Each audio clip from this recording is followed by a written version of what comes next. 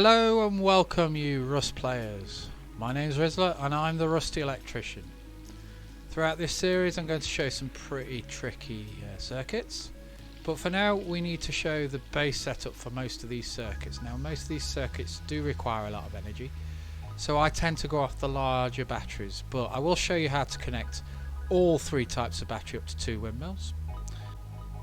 Right, for this build you're going to require 3 large batteries, 4 electrical branches, 3 switches, 1 root combiner and 2 wind turbines. To start off with, I've got 2 windmills going and both of them are connected to a root combiner. We're getting 168, 167 power. Now to get into 3, we'll branch off.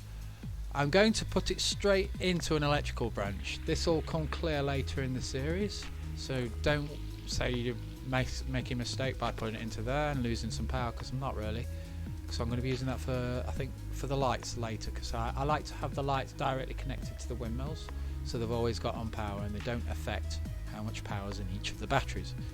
Right, so we go from the black switch and then we're going in to a splitter. The reason I use a splitter is, especially when I'm doing this, is really you don't want more than 3 big batteries on 2 windmills. So to split it evenly I use a splitter and then connect each battery up.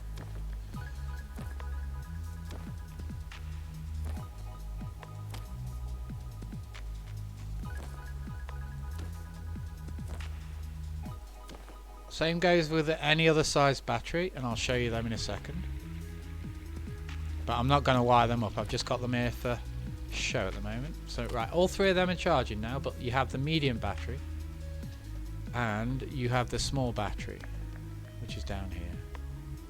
Now they give out 10 and I think these give out 50, whereas your big ones give out 100, but can last a lot longer as well. 2400 RWM to 9000 RWM.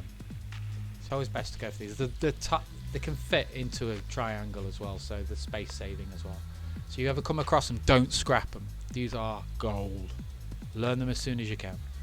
Right, now we've got them plugged into all 3 batteries. One trick I always do with every battery escape is I put a switch on it.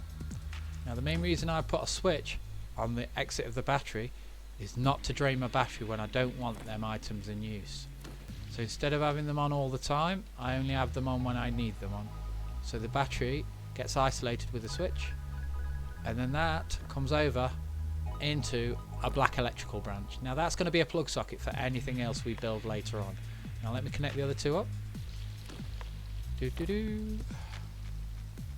One more. Into the switch. I forgot about that, got to do the other switch. Nearly made a big mistake there. I was just talking about it and made the mistake of not switching it. So from that battery to the switch, and from the switch to the plug socket. Now we have 3 plug sockets there. I'll turn them on.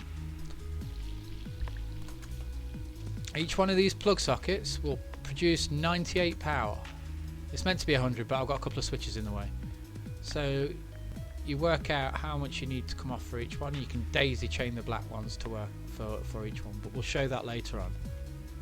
That's the basic setup of 3 batteries on 2 windmill. Now keep apprised, more videos will be popping up over the next few hours. This series is 5 videos so far. If you like what you see, let me know and subscribe. Thank you for giving me your time.